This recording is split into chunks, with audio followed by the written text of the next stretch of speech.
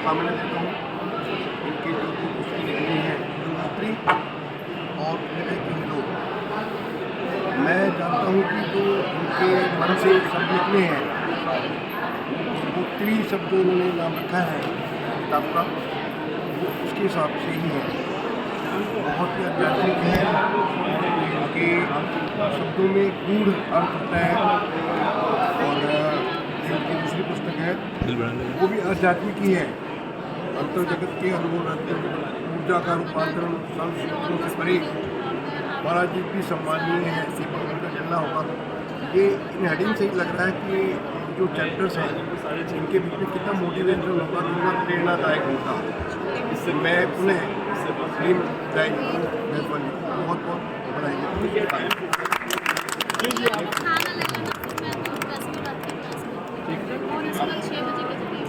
कविता का संग्रह है। जब भी जाते हैं गंगोत्री में स्नान करने के लिए, तो हमें हमेशा पता होता है कि गोमुख जो है और ऊपर है, वहाँ रास्ता चूँकि दुर्गम होता है तो लोग वहाँ तक पहुँचना चाहते ही नहीं।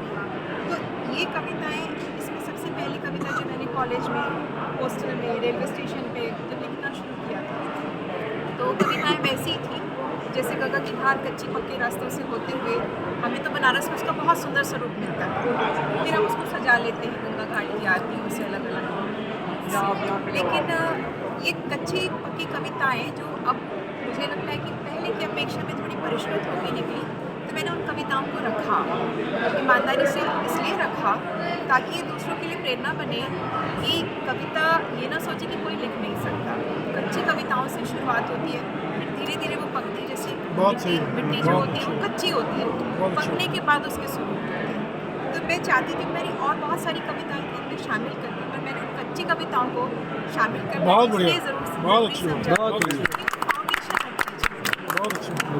तो उसमें एक यात्रा भी दिखती है, जैसे गंगा वहाँ से आती है और यहाँ तक हम तक पहुँचती है, गोमुख से लेकर बनारस तक। ऐसी कविताएं भी इसमें मैंने इसी प्रकार शामिल किया है। और जो हृदय की हिलोर है, वास्तव में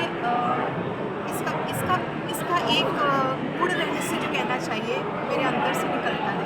मैं हमेशा जब भी ध्यान के बाद उठती हूँ तो मुझे वैसे तो विचार शून्य अवस्था होती है, लेकिन एक हिलोर सी आती है, ऐसा लगता है जैसे किसी और फ्रीक्वेंसी पे पहुँच चुके हैं।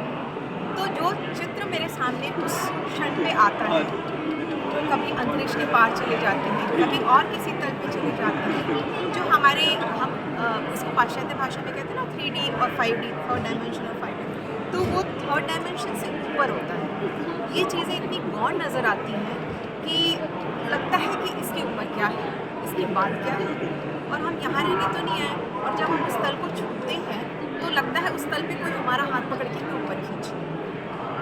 तो जो हिलोर उठती है, ऊपर तक पहुँचती है, तो अधिकतर इसमें जो है वो ध्यान की बात लिखी हुई छोटे छोटे से आलेखों का संग्रह।